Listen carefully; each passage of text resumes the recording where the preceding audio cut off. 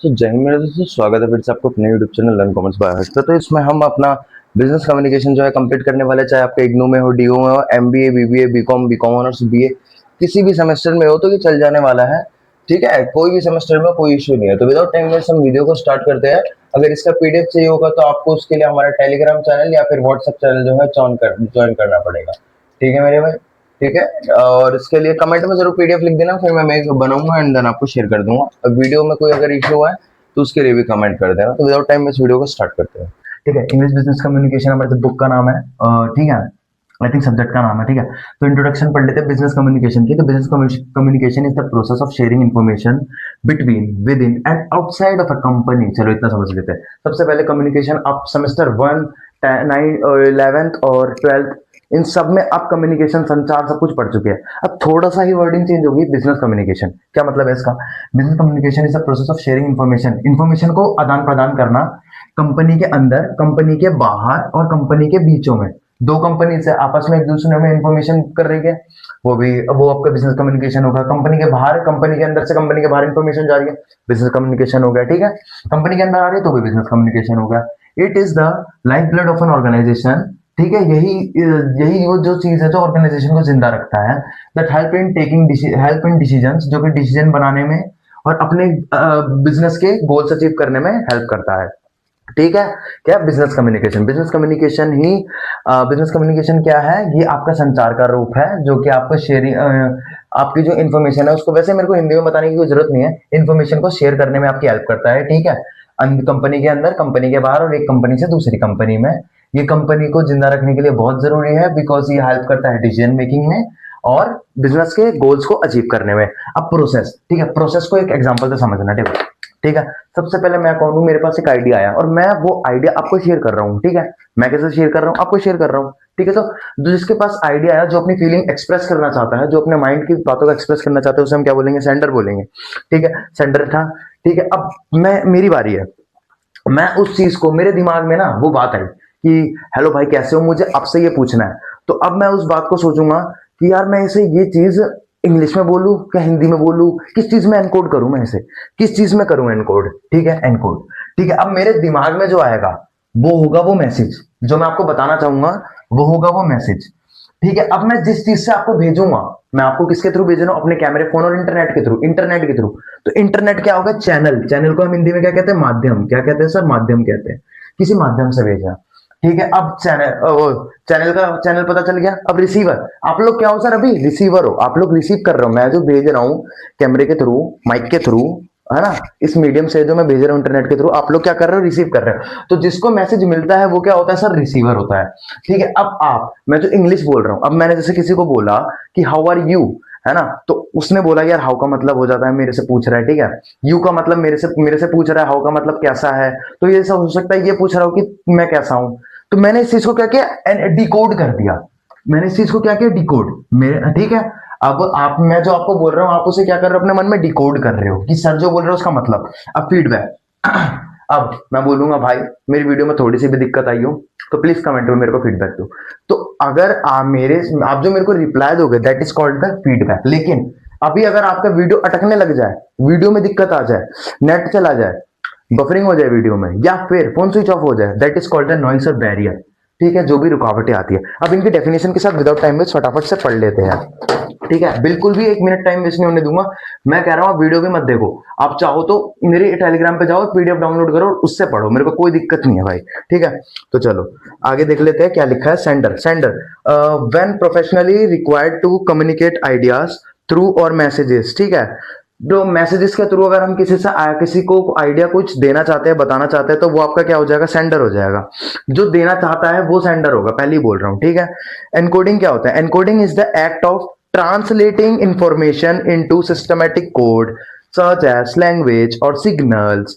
मैं कर रहा हूं, मैंने अपने दिमाग में एनकोड करा कि भाई हेलो को ऐसे भी बोल सकते हैं, लेकिन मैं बोल रहा हूँ हेलो। अब मैंने हिंदी में बोल दिया हाँ भाई कैसा है। ठीक है, एक ही बात है, हाउ आर यू, है ना। ये चीज एनकोड करा, मैंने बोला ना कि मेरे दिमाग में कुछ आया, अब मैं आपको हिंदी में बोलूँ इंग्लिश में, तो वो क्या हो गया? एनकोडिंग हो गया। तो encoding is the act of translating information into a systematic case. चाहे वो लैंग्वेज हो सकता है, कोई सिंबल हो सकता है ना, सिंबल हो सकता है, जैसे कहीं पे सिंबल लगा दिया, स्टॉप ऐसे करके, है ना, जो भी है। चलो अगला पढ़ते हैं, मैसेज एंड चैनल। मैसेज मैंने बता दिया, मैसेज क्या होता है, जस्ट अ वॉट मैस अच्छा देखो क्या है, एक एग्जांपल लिखा है, message just a water, just as water is the message. पानी क्या है, एक मैसेज है, which is covered through the pipe, which is covered through the pipe becomes the channel. और वो पाइप क्या है, वो चैनल है। तो पानी पाइप के थ्रू जा रहा है, यानी मैसेज एक मीडियम के थ्रू जा रहा है, ठीक है, ठीक है, समझ आ गया। चैनल का मतलब होता है एक मीडियम, ठीक है। तो ये मैसेज है एक पानी और चैनल है एक मीडियम, ठीक है, ऐसे समझो क्या बोल रहा हूं मैं, मैसेज है एक पानी और चैनल आपका पाइप है, ठीक है। तो वो पाइप के थ्रू कौन जा रहा है, मैसेज जा रहा है, यानी पाइप के थ्रू पानी जा रहा है, ऐसा समझो एग्जांपल से, ठीक है। अगला है receiver. The receiver should be attentive and ready to receive the message, the complete message. जो रिसीवर होता है उससे पहली बात तो ऑलरेडी एक्यूरेट होना चाहिए और अपने मैसेज को रिसीव करने के लिए रेडी रहना चाहिए। एंड आफ्टर ऑल, ठीक है, अब रिसीवर के बाद आपका क्या था, डिकोडिंग। तो after the receiver receives the message, जब रिसीवर मैसेज रिसीव कर लेता है तो इज द प्रोसेस ट्रांसलेटिंग और इंटरप्रेटिंग, ठीक है। अब उस चीज को, जो मैसेज मैं आपको भेज रहा हूं, अब आप उसको ट्रांसलेट कर रहे हो, है ना, तो उसी प्रोसेस को क्या कहते हैं, decoding. After receiver receives the message, decoding is the process of translating और interpreting that messages into understandable information, ठीक है, ये होता है आपका डिकोडिंग। मतलब मैंने कुछ मैसेज भेजा, after receiver receive the message, receiver को जब मैसेज रिसीव हो गया, तो जब हम जो मैसेज उसको रिसीव हुआ उसको जब आप वो करोगे, क्या बोलते हैं, ट्रांसलेट करोगे, ठीक है, डिकोड करोगे, तो वो आपका क्या हो जाएगा, डिकोडिंग। अब होता है फीडबैक। फीडबैक क्या लिखा है यहाँ पे, फीडबैक लिखा है, receiver response to message is the final step. Receiver's response, receiver का रिस्पॉन्स, ठीक है, उस मैसेज पे जो रिसीवर का रिस्पॉन्स होता है वो आखिरी स्टेप होता है, that is called the feedback, ठीक है। अगर उसको कोई गुस्सा, नुकसान या जो भी उसकी बात सुन के लगाओ, रिसीवर फीडबैक में वापस करता है। अब नॉइस और बैरियर क्या होता है, ठीक है, अभी टाइप्स ऑफ नॉइस और बैरियर भी पढ़ेंगे, टेंशन मत लो। नॉइस और बैरियर है आपका anything that prevents clear communication, that is called barriers. मतलब कोई भी चीज जो कि क्लियर कम्युनिकेशन को रोकती है, कोई भी चीज क्लियर कम्युनिकेशन को रोकती है, वो आपकी क्या हो जाती है, नॉइज या बैरियर। अब मैंने बोला ना, अगर मैं आपको कुछ बोल रहा हूं और एकदम से वो अटक जाता है, वो क्या हो जाएगा, बैरियर हो गया, नॉइस आ गया। नेक्स्ट टॉपिक पे चलते हैं विदाउट टाइम वेस्ट। हाँ जी, तो without time waste next topic पढ़ लेते हैं। हमारा नेक्स्ट टॉपिक है फंक्शन ऑफ बिजनेस कम्युनिकेशन। अच्छा देखो, अगर फंक्शन आ जाए या फिर इसका वो आ जाए, क्या बोलते हैं, profit of business organisation, profit नहीं बोल के हम इसे ऐसे कह सकते हैं, मेरिट ऑफ बिजनेस ऑर्गेनाइजेशन, इसका फायदे बेनिफिट्स, ठीक है।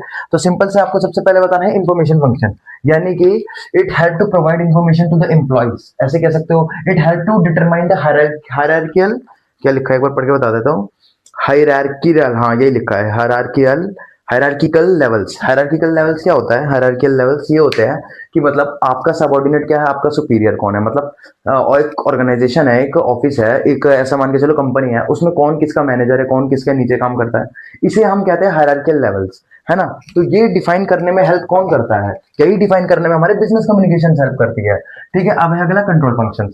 कंट्रोल फंक्शन क्या होता है, control function help to control the employees, ठीक है। मतलब आप जब कम्युनिकेट करते हैं एम्प्लॉयज के साथ, तो पूरा बिजनेस कंट्रोल करने में, ठीक है, सारी चीजें करने में कौन आपकी हेल्प करता है, कम्युनिकेशन हेल्प करता है सारी चीजें कंट्रोल करने में। चाहे कंट्रोल करने में आपका कोई भी डिपार्टमेंट आ जाए, help to control any specific department, कुछ भी लिख कर आ सकते हैं आप, है ना। अगला आपका लिखा है मोटिवेशनल फंक्शन।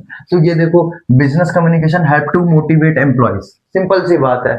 क्या हेल्प करता है बिजनेस कम्युनिकेशन, एम्प्लॉयज को मोटिवेट करने के लिए, ताकि वो हमें बिजनेस में हायर प्रॉफिट ला सके। जब हम एम्प्लॉय को मोटिवेट करेंगे तभी तो वो बिजनेस में हाई प्रॉफिट ला के देगा, नॉर्मल सी बात है यार, है ना। तो ये एम्प्लॉयज को अच्छा काम करने के लिए हेल्प करता है, एनकरेज करता है। अगला लिखा है इमोशनल एक्सप्रेशन। देखो, अगर ऑर्गेनाइजेशन में अगर किसी से इमोशनल बॉन्ड नहीं बनाएंगे तो कैसे चलेगा, है ना। Help to making emotional bonds, business organisation, business communication help to making emotional bonds to some with someone, या विद एम्प्लॉयज, या फिर विद सुपीरियर्स, है ना। अगर हम किसी के इमोशनल बॉन्ड समझेंगे तो ही तो इमोशनल एक्सप्रेशन, अच्छा, help to provide emotional expression, ये भी हो सकता है। इमोशनल एक्सप्रेशन मतलब इसी से पता चलता है कि आज हमारे बॉस गुस्से में है, या फिर आज हमारा सीनियर गुस्से में है, हमें आज सीनियर के सामने अच्छा से, अगर सीनियर गुस्से में होगा तभी एम्प्लॉयज अच्छे से काम करके दिखाएंगे, बोलेंगे आज यार ज्यादा बकवास नहीं करनी, सीनियर गुस्से में है। तो इमोशनल एक्सप्रेशन ये काम करवाते हैं। अब डिसीजन मेकिंग, यार नॉर्मल सी बात है यार, अगर तुम कोई डिसीजन ले रहे हो और वो पूरे ऑर्गेनाइजेशन को पता होना चाहिए, तो बिजनेस कम्युनिकेशन ही तो आपकी हेल्प करेंगे।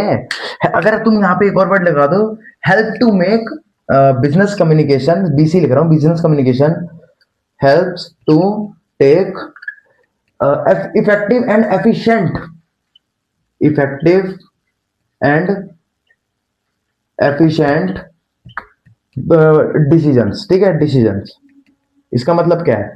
इफेक्टिव और एफिशिएंट का मतलब होता है कि ऐसे डिसीजंस जो कि आपके काम को सही टाइम पे और सही समय पे, मतलब सही समय पे या समय से पहले और कम वेस्टेज के साथ आपका काम पूरा कराएगी, है ना, ये मतलब होता है। अभी बार बार से इतना समझो, अगर कॉमर्स स्टूडेंट होंगे तो उन्हें इफेक्टिवनेस और एफिशिएंसी समझ आ गया होगा। अच्छा, अब हमें पढ़ना है टाइप्स ऑफ कम्युनिकेशन। देखो, टाइप्स ऑफ कम्युनिकेशन में हमें क्या पढ़ना है?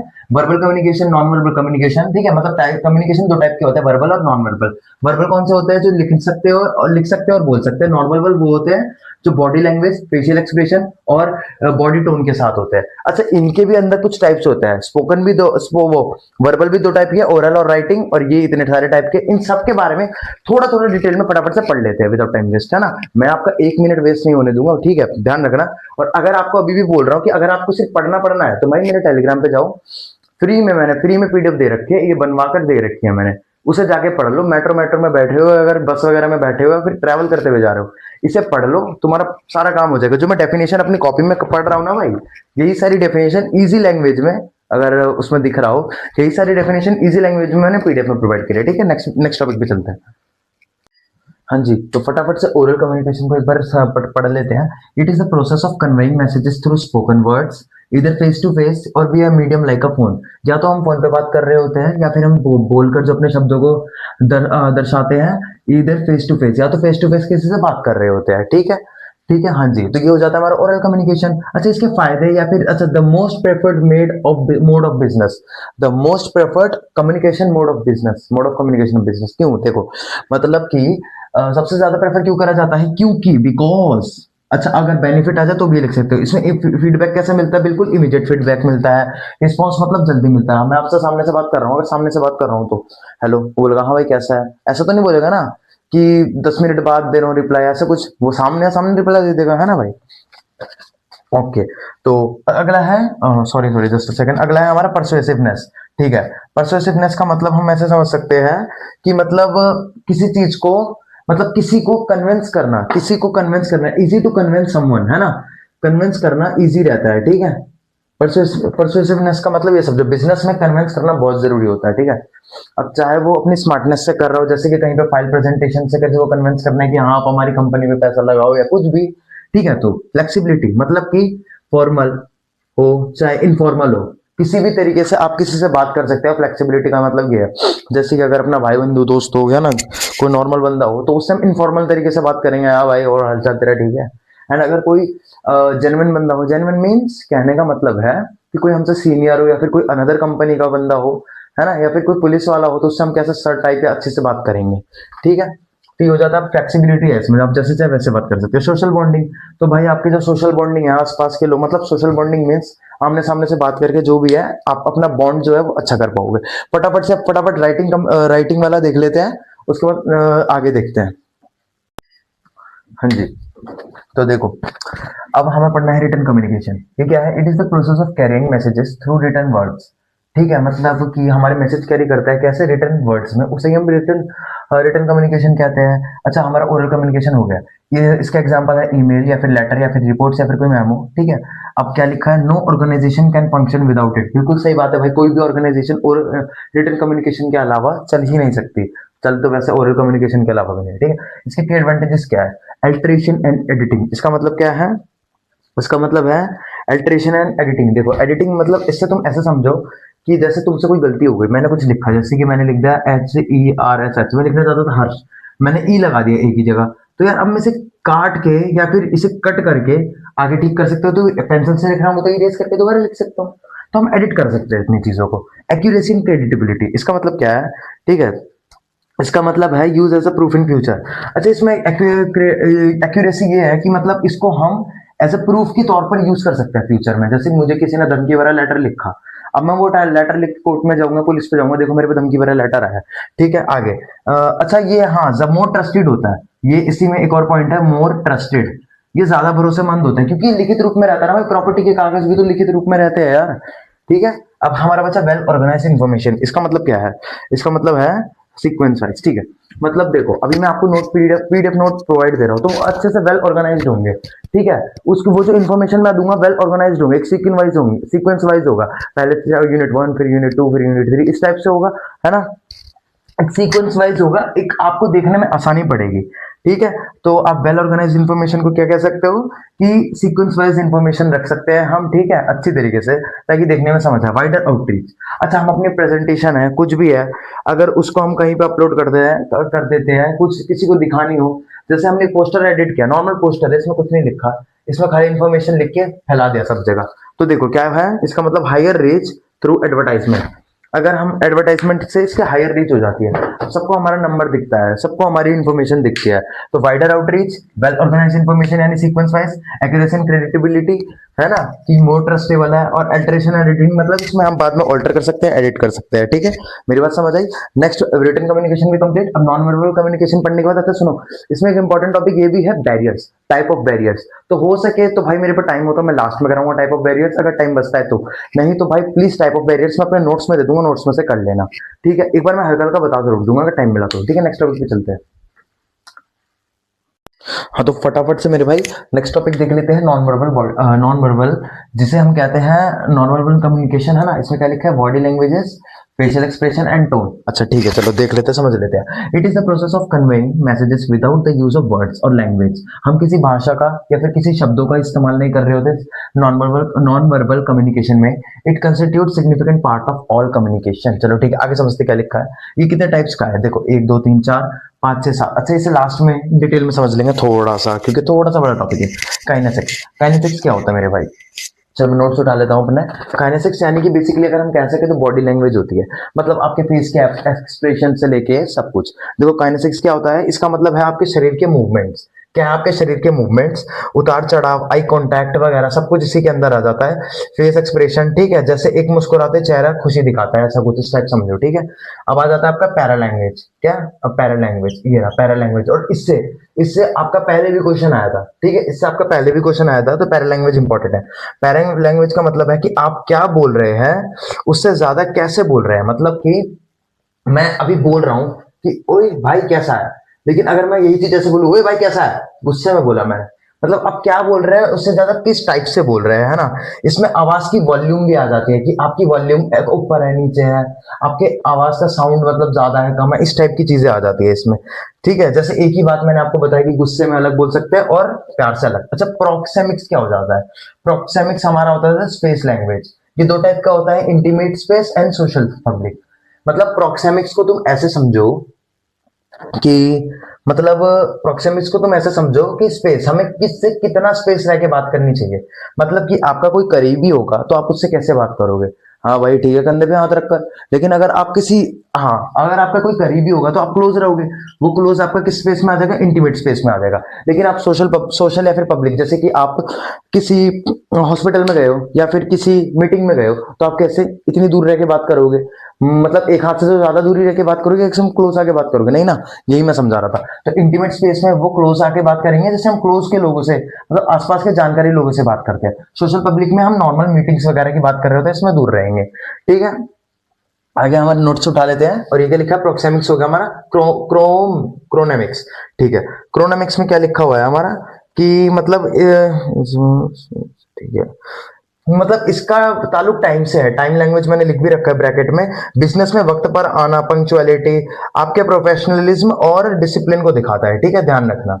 ओके, मतलब बिजनेस में टाइम पे आना, एक इंसान टाइम पे कैसे आता है कैसे नहीं, ठीक है। अब हैप्टिक्स, हैप्टिक्स हम टच मैंने लिख रखा है, हैप्टिक्स यानी कि सर टच, ठीक है, यानी कि हम इसे ऐसे कह सकते हैं कि, हाँ ठीक है, इसका मतलब है कि छू कर, टच करके मैसेज देना, है ना। जैसे एक मतलब हम मजबूत हैंडशेक करते हैं, तो इट मीन्स हमारी डील जो है वो कैसी है, हमारी डील मजबूत है। मैं किसी को जोर से पीठ में मारता हूँ, शाबाश, ठीक है। लेकिन अगर मैंने सिर्फ किसी पे धीरे से कंधे से हाथ रखा तो वो समझेगा कि मैं ज्यादा कॉन्फिडेंस में नहीं हूं उसको लेकर, है ना। चलो आगे हमारा हैप्टिक्स हो गया, साइंस एंड सिग्नल लैंग्वेज, यानी कि मतलब मैंने किसी को आईब्रो अप करके दिखा दिया, अब मैंने किसी को ऐसे दिखा दिया, वो क्या समझेगा, वहीं रुक जा। मैंने किसी को ऐसे दिखा दिया तो मैं हाथ खड़ा कर रहा हूँ, डर रहा हूँ, ठीक है। हर चीज का एक अलग साइन एंड सिग्नल होता है, ठीक है। तो ये भी समझाते हैं। अब आती है बारी साइलेंस की, तो साइलेंस को भी फटाफट से समझ लेते हैं। हाँ जी, तो अब हमें लिसनिंग पढ़ना है। लिसनिंग यानी listening is the important because it allows receiver to evaluate. Listening important है क्योंकि देखो, साइलेंस साइलेंस रहना मतलब चुप रहना, और चुप रह के हम सामने वाले की सुन रहे होते हैं, और सुनना यानी कि लिसनिंग क्यों इंपॉर्टेंट है।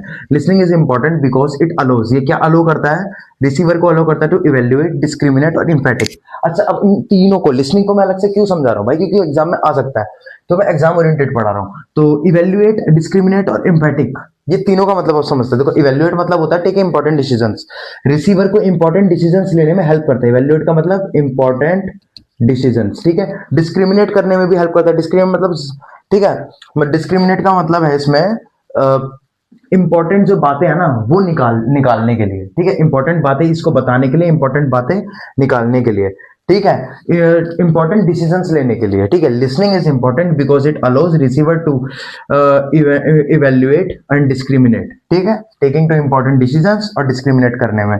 डिस्क्रिमिनेट मैंने बता दी, जरूरी बातें निकालने के लिए। इम्पैटिक मतलब हो जाता है तुम्हारा टू अंडरस्टैंड अदर फीलिंग्स, ठीक है, मतलब अगर हम चुप रहेंगे और सामने वाले की सुनेंगे तभी तो हम उसकी फीलिंग जान पाएंगे। तो याद रहेगा, listening is important because it allows receiver to evaluate, discriminate, impacting. Evaluate का मतलब टेकिंग इंपॉर्टेंट डिसीजंस, डिस्क्रिमिनेट का मतलब हो जाता है तुम्हारा जरूरी बातें निकालने के लिए, ठीक है, एक्सक्रीट इंपॉर्टेंट जो भी है, important things from the talks या जो भी है, ठीक है। इम्पैटिक क्या हो जाता है तुम्हारा,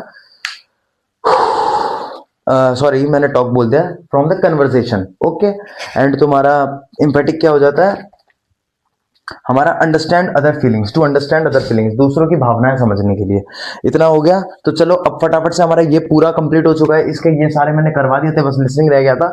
लिसनिंग भी कंप्लीट हो चुका, अब बचा तुम्हारा नेक्स्ट टॉपिक। नेक्स्ट टॉपिक पे चलते हैं, लेकिन उससे पहले अगर मेरे को टाइम बचता तो मैं टाइप ऑफ बैरियर पढ़ा के चला जाऊंगा। तो फटाफट से भाई, four main barriers, types of barriers हैं जिन्हें हम फोर मेन पिलर्स कहते हैं।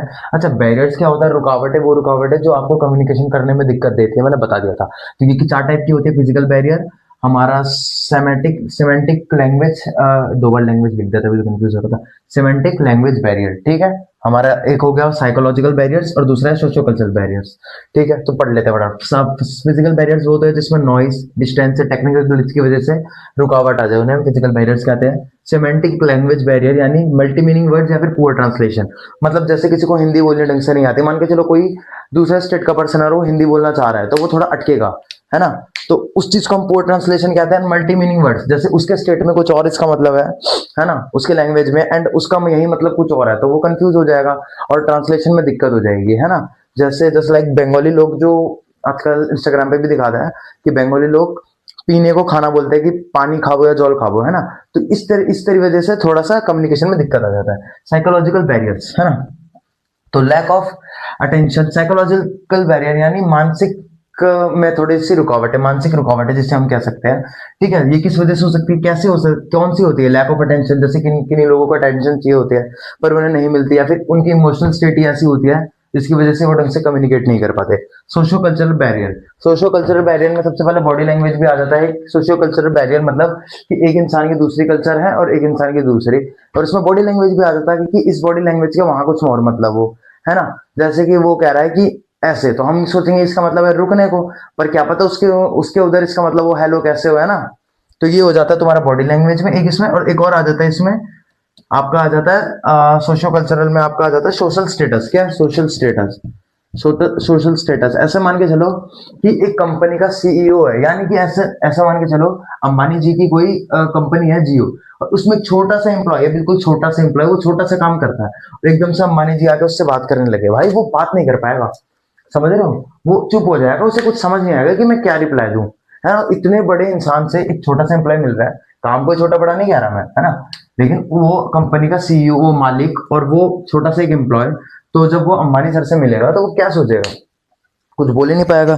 तो इस वजह से दिक्कत होगी कम्युनिकेशन में, इसे हम कहते हैं सोशल स्टेटस, ठीक है। एक बड़ा मैनेजर एक छोटे से एम्प्लॉय से जब मिलता है तो छोटे मैनेजर को दिक्कत होती है बात करने, मतलब दोनों को ही आपस में एक दूसरे से बात करने में दिक्कत होती है। चलो, हमने फर्स्ट चैप्टर कंप्लीट कर दिया। फर्स्ट चैप्टर में जितने टॉपिक हो सकते थे मैंने सब बता दिया। मैंने भाई एक भी मिनट आपका वेस्ट नहीं करूंगा, पूरी कोशिश है। टेलीग्राम चैनल जरूर ज्वाइन करना हो सके तो, ठीक है। तो नेक्स्ट हमारा टॉपिक जो पढ़ना है वो पढ़ना है हमें इंटरव्यूज, ठीक है। सबसे ज्यादा फोकस मैं आपको यूनिट 1 एंड यूनिट 2 पे करना है। सबसे ज्यादा क्वेश्चंस वहीं से आते हैं, लेकिन मैं बाकी यूनिट भी कराऊंगा, जितनी यूनिट हो सके उतने की प्रिपरेशन कराऊंगा, आप टेंशन मतलब, ठीक है। हाँ जी, तो देख लेते हैं क्या लिखा है। An interview is a structured conversation where one participant ask question, when one participant ask questions to other provides answers, ठीक है। It goal oriented communication process used to exchange information, evaluate person suitability for a role और solve specific problems. देखो क्या लिखा हुआ है। देखो interview एक शॉर्ट स्ट्रक्चर्ड कन्वर्सेशन वेयर एक पार्टिसिपेंट से ना क्वेश्चंस करे जाते हैं। मतलब एक पार्टिसिपेंट होता है ना, एक कैंडिडेट से क्वेश्चंस करे जाते हैं, ठीक है, उसमें इंटरव्यू में। ओके, समझ आया आपको? तो वो क्वेश्चंस क्यों करे जाते हैं, ठीक है, वो क्वेश्चंस हमें इसलिए करे जाते हैं तो इवेल्युएट अ पर्सन सस्टेबिलिटी, उसमें उसकी मतलब जितनी भी क्षमता है, किस टाइप की क्षमता है, मतलब उसमें स्किल्स कैसी है, उसकी कन्वर्सेशन स्किल्स कैसी है, उसका काम करने का जो उसने सीखा है, मतलब जो भी उसने स्किल एंड नॉलेज गेन करी है उसको वो कैसे यूज करता है, ये सब जानने के लिए हम क्या यूज करते हैं, इंटरव्यू यूज करते हैं। अब इंटरव्यू भी कई टाइप्स के हैं, टाइप्स या फिर काइंड्स ऑफ इंटरव्यू, ठीक है। तो सबसे पहले है सिलेक्शन या फिर एम्प्लॉय इंटरव्यू। तो इसके बारे में नोट्स में क्या लिखा हुआ है, this is a generally held where this is a generally held when an organisation wants to hire people in the company, focuses on evaluating the candidate skill and suitability for the job. मतलब ये normal general जो होता है, normal अगर आप एक company के अंदर एक बंदा आना चाहता है तो उसको मतलब वो जो एक कंपनी में एक बंदा आना चाहता है उसके लिए जो इंटरव्यू होता है वो आता है आपका सिलेक्शन या फिर एम्प्लॉयमेंट इंटरव्यू, है ना। आगे देखते हैं। हाँ जी, तो नेक्स्ट क्या लिखा है, प्रमोशन इंटरव्यू। मतलब ये देखो, it is the conducted when employee wants to be considered for higher position in the organisation. जब वो अपनी ऑर्गेनाइजेशन में ऊपर जाना चाहते हैं, आजकल जैसे पुलिस वगैरह होते हैं, पुलिस वगैरह जब अपनी ऊपरी पोस्ट पे जाना चाहते हैं तो वो क्या करते हैं, कुछ एग्जाम्स देते हैं एंड फिर उनको ऊपरी पोस्ट मिलती है उनसे ज्यादा, ठीक है। अप्रेजल इंटरव्यू, ठीक है, कंडक्टेड बाय ऑर्गेनाइजेशन पीरियडिकली और एनुअली। ये कैसा होता है, या तो किसी पीरियड जैसे हर 2-2 महीने में, हर 1-1 महीने में, या फिर एनुअली होता है साल में एक बार, ठीक है। To evaluate the performance of employees, ये किस लिए होता है, एम्प्लॉइज की परफॉर्मेंस चेक करने के लिए, किस लिए, परफॉर्मेंस इवेल्युएट करने के लिए, ठीक है। कौन सा, अप्रेजल इंटरव्यू, एम्प्लॉइज की परफॉर्मेंस एवेल्युएट करने के लिए और प्रोग्रेस देखने के लिए कि कैसी कंपनी की प्रोग्रेस चल रही है, ठीक है। अप्रेजल इंटरव्यू हो गया हमारा। काउंसलिंग इंटरव्यू हमारा फटाफट पढ़ लेते हैं। An interview conducted to help employees solve personal और वर्क रिलेटेड प्रॉब्लम्स। एम्प्लॉय को कोई वर्क रिलेटेड प्रॉब्लम प्रॉब्लम हो, ठीक है, पर्सनल प्रॉब्लम हो, तो ये इंटरव्यू एम्प्लॉय से लिया जाता है ताकि उनकी वर्क रिलेटेड और पर्सनल प्रॉब्लम्स को हम सॉल्व कर पाए। डिसिप्लिनरी इंटरव्यू, ये किस लिए होता है, an interview held to address employees who violate company rules और डिसिप्लिन। देखो, कोई इंप्लॉय अगर कंपनी की बात नहीं मानता, रूल्स एंड रेगुलेशन नहीं मानता मानता ये इंटरव्यू उसके लिए होता है कि भाई क्यों नहीं मानता है, उससे सवालात करे जाते हैं।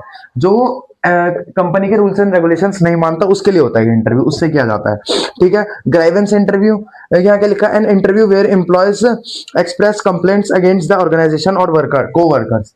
मतलब कोई वर्कर है, ठीक है, एक वर्कर है, ठीक है, और एक दूसरा वर्कर है, इसको इससे अगर कोई प्रॉब्लम है तो इस इंटरव्यू में वो सब पूछा जाता है कि आपको किससे प्रॉब्लम है। अगर इसको इसकी कंपनी से कोई प्रॉब्लम होगा ना, कंपनी से, ठीक है, कंपनी से कोई प्रॉब्लम होगा तो वो भी इससे पूछा जाता है इस वाले इंटरव्यू में, ठीक है। और यहाँ पे एग्जिट इंटरव्यू लिखा है। एग्जिट इंटरव्यू मतलब जब आप ऑर्गेनाइजेशन छोड़ के जाते हो तब, है ना। An interview conducted when employees leave organisation to get feedback for important improvement, ठीक है। मतलब कि एम्प्लॉय क्यों छोड़ के जा रहा है, क्या दिक्कत है, तो ये इंटरव्यू तब लिया जाता है जब एक पर्सन, एक एम्प्लॉय ऑर्गेनाइजेशन को छोड़ता है, एंड ये इसलिए लिया जाता है ताकि कंपनी उस चीज को इंप्रूव कर सके एंड आगे से कोई एम्प्लॉय छोड़ के ना जाए। आगे क्या लिखा है, स्टे इंटरव्यू। स्टे इंटरव्यू मतलब जो एग्जिस्टिंग हमारे एम्प्लॉयज होते हैं, एग्जिस्टिंग एम्प्लॉयज, ठीक है, जो ऑलरेडी वर्क कर रहे हैं हमारी कंपनी में, ऑर्गेनाइजेशन में, तो ये उनसे लिया जाता है to conduct understand employees expectation and reasons for staying. मतलब कि वो हमारी कंपनी में क्यों है ना, और किस लिए है अभी तक, है ना, और है तो मतलब, और क्या लिखा हुआ है यहाँ पे, हाँ, किस लिए रुके हुए हैं और उनकी एक्सपेक्टेशन क्या है, क्या सोचते हो हमारी कंपनी उन्हें क्या देगी। जैसे किसी कंपनी ने बोला कि हो सकता है मुझे इस कंपनी के किसी एम्प्लॉय ने बोला कि मुझे फॉरेन जाने का रास्ता दिखता है आपकी कंपनी में, तो फिर उसके लिए वो रास्ता खोला जाएगा कंपनी के द्वारा, है ना, अगर कंपनी उसके बारे में सोचती है।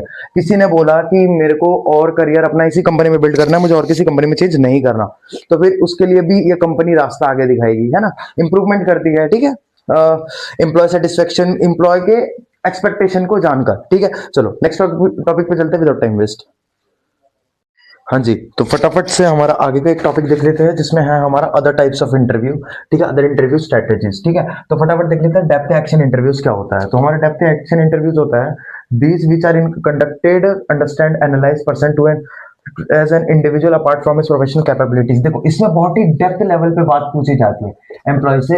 अब किस लेवल किस चीज की बात पूछी जाती है वो गोल पे डिपेंड करता है। अगर आपका गोल मतलब आपका कुछ भी गोल है, उस गोल से रिलेटेड एम्प्लॉय से या किसी से भी डेप्थ लेवल के इंटरव्यू डेप्थ लेवल के क्वेश्चंस करे जाते हैं, बिल्कुल गहराई में जाके। वन ऑन वन इंटरव्यू होता है, इसके अंदर ध्यान रखना, वन ऑन वन इंटरव्यू होता है, एक बंदा एक से सवाल पूछता है वन ऑन वन, ठीक है। अब हमारा सिचुएशनल इंटरव्यू, ये क्या होता है? सिचुएशनल इंटरव्यू है आपका, सिचुएशनल इंटरव्यू इसमें हाँ है, the interview is given a specific scenario, ठीक है, उसके बाद सिनेरियो और situations and is asked to respond to it. मतलब देखो सिचुएशनल इंटरव्यू आपको एक टाइप की सिचुएशन प्रोवाइड करते हैं कि आप अगर इस सिचुएशन में फंस गए, आपकी कंपनी फंस गई, आप मैनेजर हो और आप इस सिचुएशन में फंस गए, तो आप उससे कैसे निकलेंगे, ठीक है। तो इसमें आपको एक सिचुएशन क्रिएट करी जाती है एंड आपको उसमें रिस्पॉन्ड देना होता है कि आप कैसे निकल के दिखाओगे। तो ठीक है, ये होता है सिचुएशनल इंटरव्यू, ठीक है। कैंडिडेट से ऐसे क्वेश्चन करे जाते हैं। अगला है हमारा, ओ एक सेकंड, मैंने डेप्थ एक्शन इंटरव्यू बोला था ना, मैंने गलती से यहाँ पे लिख दिया ग्रुप और डिस्कशन में, ग्रुप और डिस्कशन में मार्क लगा दिया। डेप्थ एक्शन जो मैंने बताया था डेप्थ लेवल पे क्वेश्चन पूछे जाते हैं, वो इसका है depth action interview. Situational interview भी हमने पढ़ लिया कि आपकी एक सिचुएशन दी जाती है, ठीक है, और फिर आपको उससे रिस्पॉन्ड करना होता है, उससे निकलना होता है, ठीक है। कैसे निकलोगे रिस्पॉन्ड करके बताना होता है। अब है हमारा ग्रुप और डिस्कशन इंटरव्यू, ये बीच में छूट गया था तो पढ़ लेते हैं। द इंटरव्यू, अच्छा हाँ, it help to candidates interpersonal skills, ठीक है। मतलब कि इसमें क्या होता है, दूसरों से कैसे इंटरेक्ट होते हैं, मतलब बहुत सारे लोग उससे बात कर रहे होते हैं कैंडिडेट से इसमें। जैसे डेप्थ एक्शन इंटरव्यू में वन ऑन वन था, मैंने आपको बताया था, ठीक है, लेकिन इसमें बहुत सारे लोग बात कर रहे होते हैं। इससे हमें ये पता चल जाता है कि एम्प्लॉय इंटरेक्ट होने में कैसा है लोगों से, ठीक है। ये तीनों हो गए, एक दो तीन। अब आता है हमारा video interview. Video interview, interviews conducted by the employees through digital platform to save time and money. ये कैसे लिया जाता है? एक डिजिटल प्लेटफॉर्म से लिया जाता है, डिजिटल प्लेटफॉर्म, डीपी लिख रहा हूं मैं इसको, ठीक है, डिजिटल प्लेटफॉर्म, ठीक है, एम्प्लॉय से डिजिटल प्लेटफॉर्म से, ताकि क्या बचे, पैसा बचे और मनी बचे, और क्या बचे, टाइम बचे, ठीक है। शॉर्ट में लिखा है, समझ जाना, मनी और टाइम बचे, ठीक है। In it requires a candidate to be familiar with the technical equipments. मतलब हमें इसमें एम्प्लॉय से हमें ये चाहिए होता है कि वो टेक्निकल इक्विपमेंट अच्छे से चलाना जानता हो, है ना, वो फैमिलियर हो टेक्निकल इक्विपमेंट यूज करने में, वो प्रोफेशनल भी होना चाहिए। कैमरा के सामने जैसे मैं अभी अच्छे से बात कर पा रहा हूँ, अटक नहीं रहा बिल्कुल भी, मेरे को कोई शर्म नहीं आ रही, तो ऐसे ही कैमरे के सामने फैमिलियर होना चाहिए, ठीक है, प्रोफेशनल होना चाहिए। अब है हमारा stress interview. The interview is subjected to criticize or varying as aspects, and his response is judged to assess how he function under stressful condition. मतलब इसमें ना बहुत सारी कंडीशंस रख देते हैं, एम्प्लॉय को गुस्सा दिलाया जाता है। स्ट्रेस इंटरव्यू में एम्प्लॉय को गुस्सा दिलाया जाता है बहुत ज्यादा, उसको ऐसी सिचुएशन क्रिएट करी जाती है कि उसको बहुत गुस्सा आ जाए, और इसमें ये देखते हैं कि एम्प्लॉय कैसा बिहेव करेगा, ठीक है, how the employee will behave in case of stressful situation, ठीक है। अगर उसको मतलब ऐसे कर दें कि कभी हमारे ऑर्गेनाइजेशन में कुछ दिक्कत हो जाए या फिर पूरा स्ट्रेस भरा हो जाए, उसे गुस्सा आ जाए, तो वो कैसा बिहेव करके दिखाएगा, वो तभी भी ठीक रह पाएगा या नहीं रह पाएगा। तो इसमें ये चेक करते हैं, ठीक है। उसे गुस्सा दिलाया जाता है, उसे क्रिटिसाइज करा जाता है, एंड उसके हरकतों को देखा जाता है कि वो कैसे रिस्पॉन्ड करता है, कैसे बिहेव करता है, ठीक है। मैंने जितना हो सकता था उतनी जल्दी कराने की कोशिश करी। अब नेक्स्ट टॉपिक पे चलते हैं।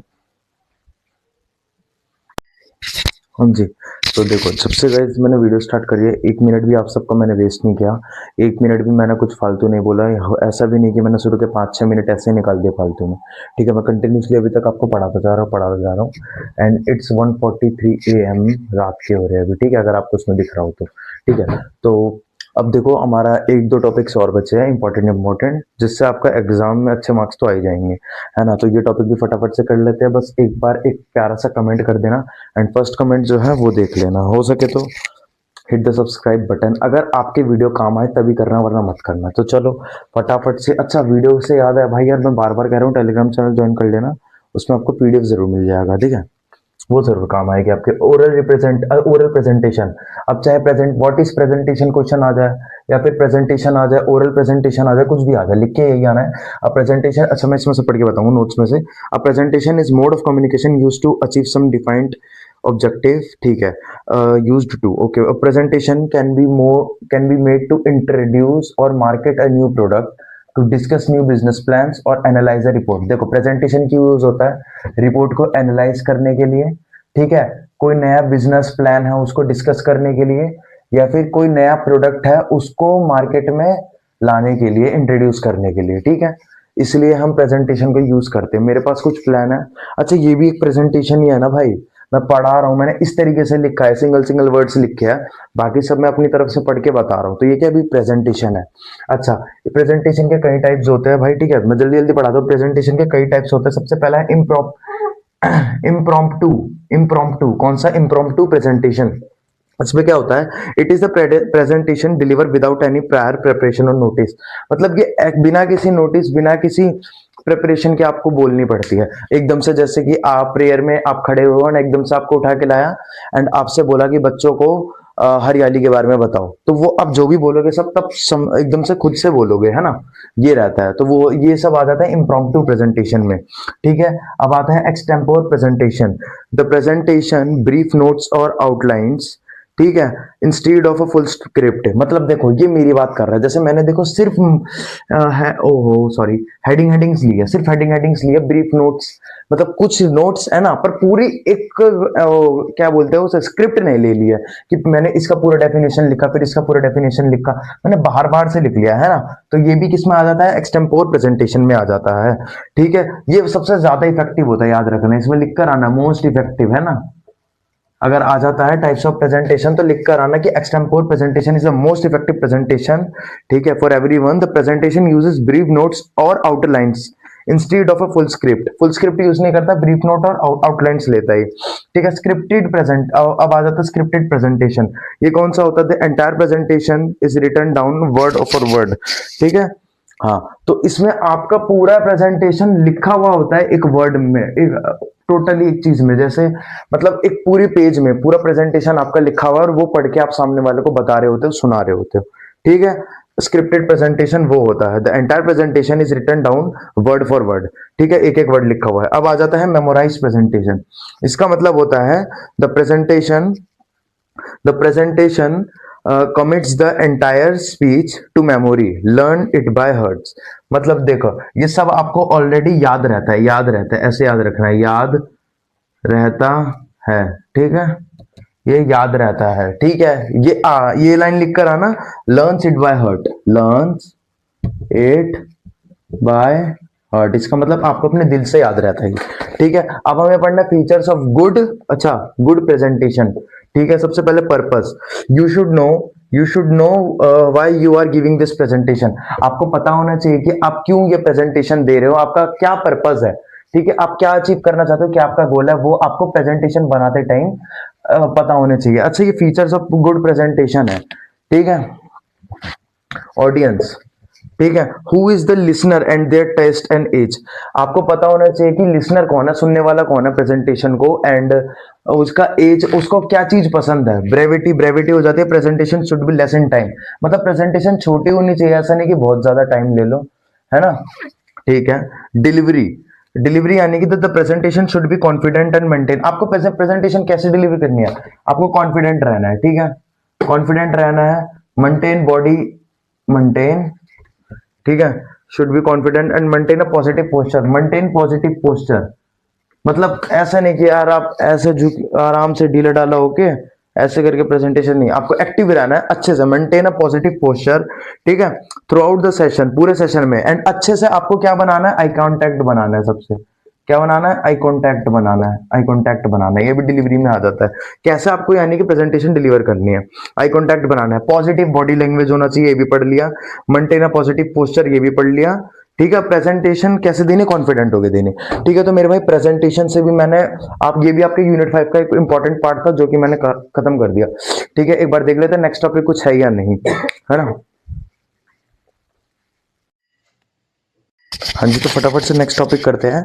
एंड प्लीज अगर ये लाइन थोड़ी सी टेढ़ी जा रही है तो थोड़ा सा एडजस्ट करना। हाँ, तो नेक्स्ट टॉपिक है हमारा प्लानिंग द प्रेजेंटेशन। मतलब एक प्रेजेंटेशन बनाते टाइम हमें क्या प्लानिंग करनी होती है, कैसे क्या रहना होता है। तो देखो, हमें क्या पढ़ना है, star strategy of presentation is the most effective strategy. कौन सी स्ट्रेटेजी? इसमें प्रेजेंटेशन 5 जगह से फिल्टर होके जाता है, मतलब who, why, where, when, what, ठीक है। तो हु पढ़ते हैं, क्या लिखा है, this filter concentrates on the profile of the audience in the terms of age, gender. Who में आ जाता है आपका कि जिसके लिए आप बना रहे हो प्रेजेंटेशन, उसका एज क्या है, जेंडर क्या है, उसका एटीट्यूड क्या है, मतलब वो किस चीज में इंटरेस्ट रखता है अपना, ठीक है। ठीक है, और कॉम्प्रिहेंशन लेवल्स उसके और आइडेंटिफाई ऑडियंस, मतलब आपको ऑडियंस के बारे में पता होना चाहिए कि ऑडियंस कौन है ना, ऑडियंस का एज जेंडर वो कैसा सोच सकता है, ऑडियंस आपके किस लेवल की है ना। ऐसा नहीं कि बच्चे छोटे छोटे ऑडियंस हो, जैसे 8-9 साल के बच्चे हो और उनके उनके सामने तुम कॉमर्स का मैनेजमेंट समझा रहे हो, मतलब ऐसा नहीं होना चाहिए, है ना। तो आपको पता होना चाहिए कि कौन है आपका ऑडियंस, है ना।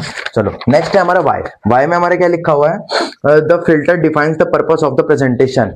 वाई में क्या रहता है कि क्या पर्पस है भाई, क्यों बना रहे हैं हम ये प्रेजेंटेशन, क्यों बना रहे हैं, ठीक है। वाई में ये रहता है। वैन में क्या लिखा है, it is important to be aware sequence of presentation, मतलब सीक्वेंस होने, इसमें सीक्वेंस ऑफ प्रेजेंटेशन पे ध्यान दिया है। मतलब कि मान के चलो कि अभी मुझे आपको पढ़ाना था, तो मैंने सबसे पहले आपको विश किया, गुड मॉर्निंग करी, फिर जय हिंद बोला, है ना, हेल इंडिया बोला, जो भी था। उसके बाद मैंने क्या किया, आपको चैप्टर स्टार्ट करने का, तो एक सीक्वेंस से हुआ, है ना। अब मुझे पहले प्लानिंग द प्रेजेंटेशन पढ़ाना है, ये वाली यूनिट का इंपॉर्टेंट टॉपिक खत्म करके फिर दूसरी यूनिट में जाना है। ऐसे करके ये चीज सीक्वेंस में होनी चाहिए कि आपको पता होना चाहिए कब क्या समझाना है, कब क्या प्रेजेंट करना है, ठीक है। This helps in avoiding repetitions, ठीक है, and making necessary changes in required. मतलब वेयर क्या हेल्प करता है, एक तो आपकी चीजें सीक्वेंस में रहती है और सीक्वेंस में रहने की वजह से आप रिपीट करने से बचते हो। मतलब जैसे एक काम आपने, एक चीज आपने दोबारा समझा दी, तो वही चीज आप दोबारा समझा के टाइम ना वेस्ट करो, समझ आया, ठीक है। व्हेन, अब व्हेन क्या है हमारा, इट इज इंपॉर्टेंट, अच्छा सॉरी हम व्हेन ही पढ़ रहे थे, मैंने गलती से वेयर में बोल दिया, सॉरी।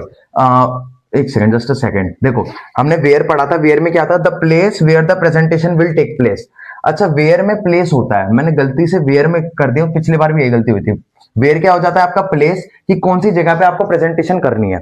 और व्हेन क्या हो जाता है, व्हेन हो जाता है आपका सीक्वेंस, क्या सीक्वेंस, सीक्वेंस यानी कि it is important to be aware the sequence of presentation, कि पहले क्या बताना है बाद में क्या बताना है, ये चीज आपकी किस में आ जाती है, व्हेन में आ जाती है ना। ये हेल्प करता है हमारी रिपीटिशन अवॉइड करने में, अवॉइड रेपिटिशन, ठीक है।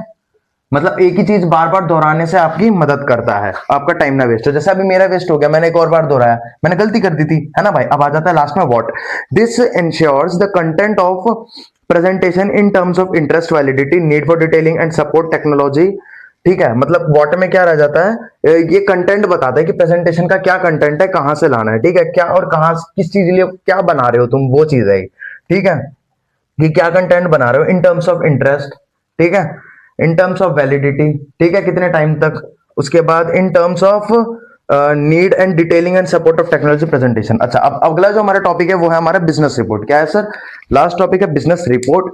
तो फटाफट से खत्म करते हैं, कितने टाइप के रिपोर्ट होते हैं, उनकी क्या इंपॉर्टेंस है, फटाफट खत्म कर देते हैं। हाँ जी, तो एक और टॉपिक है बिजनेस रिपोर्ट। अच्छा देखो बिजनेस रिपोर्ट क्या होता है, business report somewhat similar to the report you may have prepared by event in your school. मतलब ये कुछ इस तरीके से हो सकता है जो रिपोर्ट आपने स्कूल में बनाई हो, जैसे कि कभी आपने एनुअल डे में कुछ आपने स्पीच वगैरह कही हो। अच्छा देखो आपको कोई स्पीच बोलनी है तो आप कहाँ जाओगे, गूगल पे। तो गूगल पे जाके क्या करोगे, सर्च करोगे, है ना, फिर उसको पढ़ोगे, फिर याद करोगे, फिर प्रेजेंटेशन दोगे, है ना। चलो ठीक है, तो देखो the correct format of writing the report is rap. इस रैप की फॉर्म में हमें, रैप के फॉर्मेट में हमें रिपोर्ट को बनाना पड़ता है। कैसे, आर से रिसर्च, ठीक है, ए से एनालाइज, पी से प्रेजेंटेशन। ओके चलो देखो क्या लिखा है, एक बार ढंग से समझ लेते हैं, है ना। तो यहाँ पे लिखा है, हाँ तो देखो रिसर्च जो करनी है, देखो रैप के फॉर्मेट में हमें लाना पड़ता है, आर माने रिसर्च, है ना। रिसर्च कैसे करनी होती है, बिल्कुल डीप में जाके करनी होती है। एनालाइज, उसको अच्छे से एनालाइज करना पड़ता है। देखो आपने सर्च करोगे गूगल पे जाके तभी तो कुछ आएगा, तो वो आपका रिसर्च में आ जाता है, समझ आ रहा है मेरे भाई, है ना। आगे एनालाइज, डेप्थ में एनालाइज करनी होती है। एंड प्रेजेंटेशन मतलब एज द रिपोर्ट, ठीक है। कहने का मतलब है कि आपको प्रेजेंटेशन कैसे करनी है, जैसे कि आप एक रिपोर्ट को प्रेजेंटेशन दे रहे हो, रिपोर्ट को प्रेजेंटेशन दे रहे हो, कहने का मतलब रिपोर्ट का प्रेजेंटेशन कर रहे हो, है ना।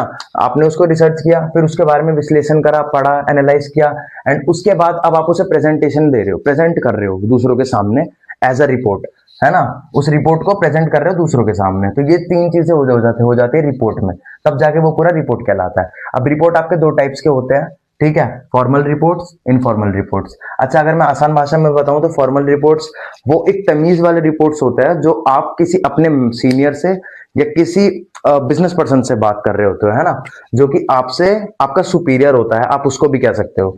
जैसे कि अगर आपको किसी पुलिस में या फिर किसी कहीं पे लेटर वगैरह देना तो वहां फॉर्मल यूज होगा, लेकिन अगर आप अपने दोस्तों वगैरह में कर रहे हो तो वो इनफॉर्मल हो जाता है। तो अब फॉर्मल और इनफॉर्मल, अच्छा आपके सिलेबस में फॉर्मल ही है, ठीक है, इनफॉर्मल ना के बराबर है। तो फॉर्मल फटाफट डिटेल में पढ़ लेते हैं, इसके अंदर कुछ टाइप्स भी होते हैं वो भी पढ़ लेते हैं।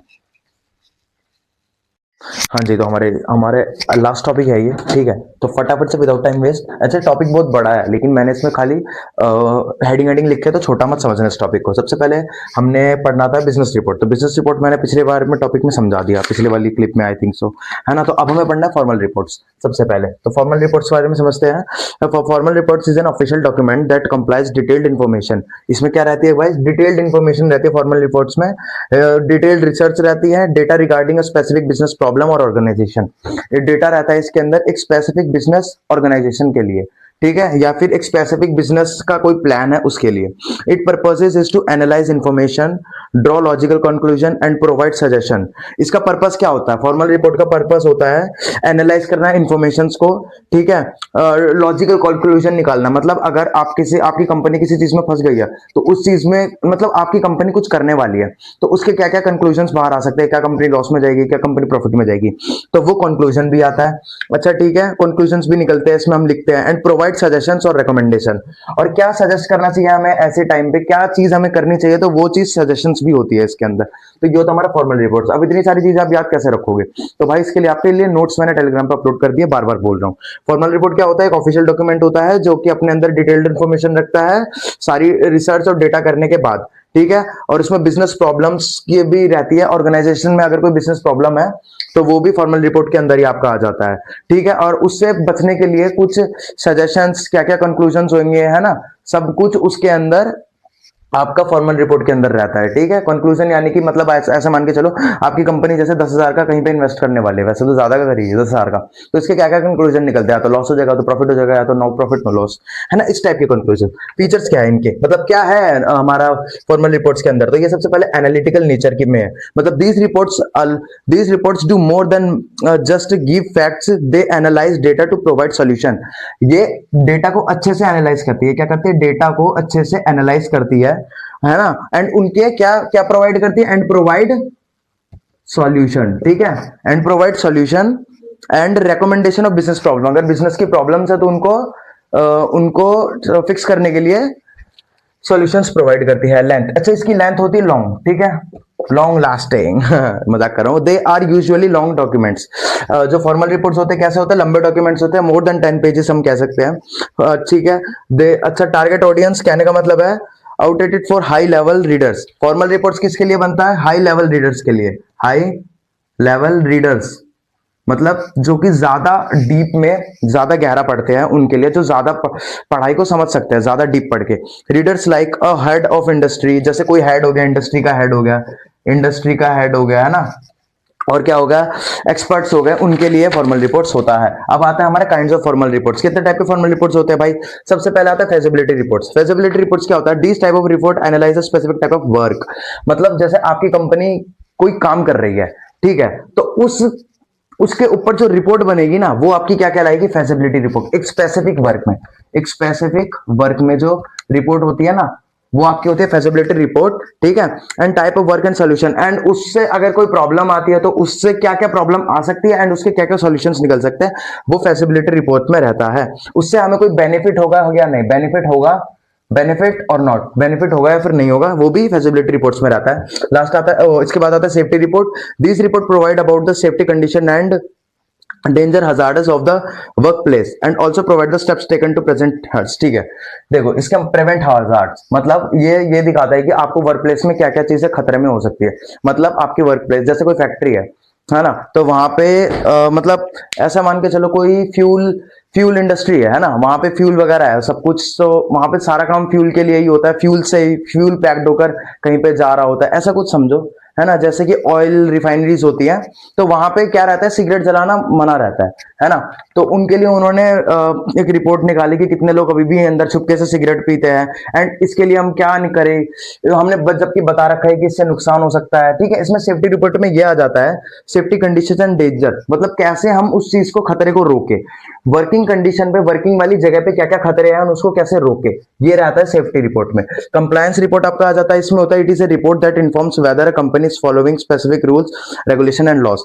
मतलब कि एक कंपनी गवर्नमेंट के रूल्स रेगुलेशंस, है ना, रूल्स रेगुलेशन और लॉस को फॉलो कर रही है या नहीं। अब लास्ट आ जाता है आपका एनुअल रिपोर्ट। एनुअल रिपोर्ट आपका होता है कि या तो पीरियडिकली बनता है ना, पीरियडिकली बनता है, पीरियडिकली, या फिर आपका एनुअली बनता है। सबसे पहली बात तो ये दो उनकी मर्जी होती है कंपनी की, ठीक है।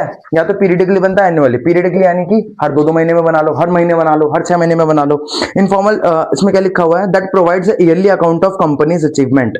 ये क्या शो करता है, कंपनी की अचीवमेंट शो करता है। एसीएच लिख दिया मैंने शॉर्ट में। क्या शो करता है, कंपनी की अचीवमेंट्स, कंपनी की स्ट्रेटेजीज एंड इनका फाइनेंशियल स्टेटस की प्रॉफिट में है या लॉस में।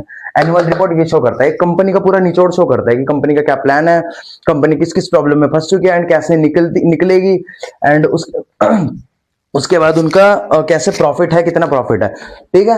ये एनुअल रिपोर्ट सर्च करता है। ये सारा कुछ आपको नोट्स आपको टेलीग्राम में डिटेल में मिल जाएगा। ये सारे नोट्स मिलेंगे आपको, देखो जो मैंने लिख रखा है ना, ये सारे मिलेंगे, ठीक है। अब लास्ट आपका आ जाता है इनफॉर्मल रिपोर्ट। इनफॉर्मल रिपोर्ट में आपको क्या पढ़ना है, informal report are shorter documents. ये कैसे होते हैं, शॉर्ट होते हैं, ठीक है। Shorter documents than formal reports. Casual language होती है इसमें, मतलब और भाई कि ठीक है आप सबसे निवेदन है कि, है ना, मतलब नॉर्मल लैंग्वेज होती है बिल्कुल, ठीक है। And tone to communicate information with in an organisation. ये एक ऑर्गेनाइजेशन के अंदर ही रहता है मोस्टली। जैसे कभी कभार एक दूसरे कंपनी हमें कोई मैसेज भेजनी होती है दूसरे ऑर्गेनाइजेशन में, तो हम कैसे लिखेंगे, फॉर्मल लेटर लिखेंगे। लेकिन हम अपने ही बंदे को लिख रहे हैं कोई फॉर्मल लेटर, कह लो फॉर्मल रिपोर्ट। और अगर हम अपने ही लोगों को दिखाना चाहते हैं, मतलब एकदम से इमीडिएट मीटिंग बैठा ली हमने, है ना, तो उसमें हम इनफॉर्मल यूज कर लेते हैं, इनफॉर्मल रिपोर्ट, है ना, अभी की बनाई हुई रिपोर्ट जिसे हम ऐसे भी कह सकते हैं, ठीक है। इसमें लेंथ होती है, लेंथ कैसी होती है इसकी सर, लेंथ इसकी होती है शॉर्ट, ठीक है। लैंग्वेज कैसी होती है, कैजुअल होती है। लैंग्वेज कैसे होते हैं, इनफॉर्मल या फिर कैजुअल, ठीक है। एंड स्ट्रक्चर कैसा होता है, ओनली हेडिंग एंड सब हेडिंग। इसमें स्ट्रक्चर मतलब क्या यूज किया जाता है, इसका स्ट्रक्चर कैसा रहता है, सिर्फ हेडिंग और सब हेडिंग्स को यूज किया जाता है बात बताने के लिए, पूरा डिटेल में नहीं बताते।